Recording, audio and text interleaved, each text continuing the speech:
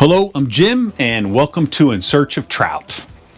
Growing up in western Pennsylvania in the 60s and 70s, it wasn't uncommon for a young man like myself to go hunting and fishing with his dad. I loved small game hunting, but fishing not so much.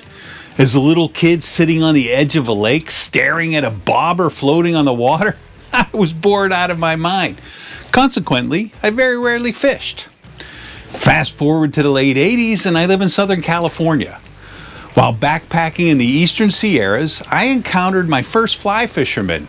Fishing on the move, sight fishing, using the bends and boulders and banks of the water to figure out where the fish might be holding, now that looked like something right up my alley. After returning home from that trip, I went to my local sports chalet and bought my first fly rod. This LaCroix 2-piece graphite 8.5 foot 5-weight and a Tioga reel. Now the rod didn't come with a tube, and after all the backpacking trips I took on, I never broke it once. Now, I can't say the same for rods I've owned since this one.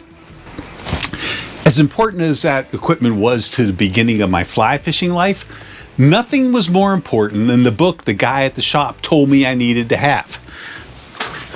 The Curtis Creek Fly Manifesto.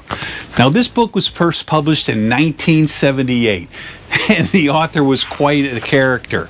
Sheridan Andreas Mulholland Anderson, artist, angler, wanderer, eternal foe of work ethic.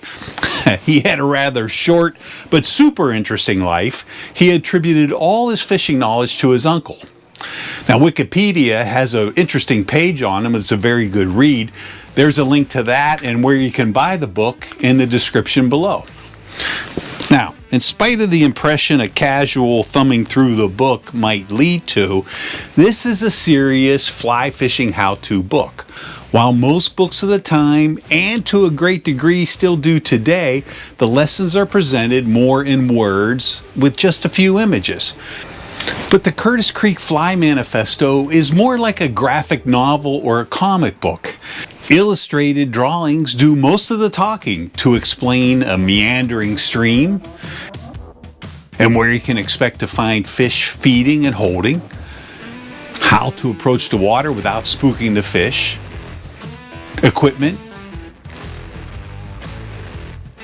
lines and leaders, and knots. I still have a laminated copy of the knots that I keep in my vest to this day. Not only is the book informative to read, but there's a lot of humor in it.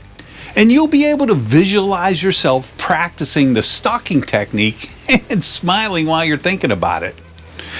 Now, in my opinion, particularly if you're just starting out in fly fishing, there is no better book you could own. Absolutely everything you need to know about fly fishing is presented in the most understandable way. Anything more you need to know, you'll learn through experience and working with your fellow fly fishermen.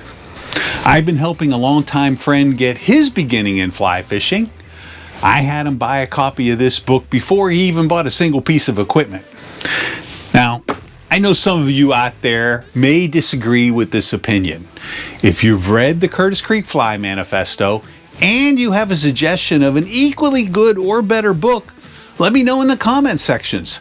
I would love to explore that book as well. Thanks for watching In Search of Trout.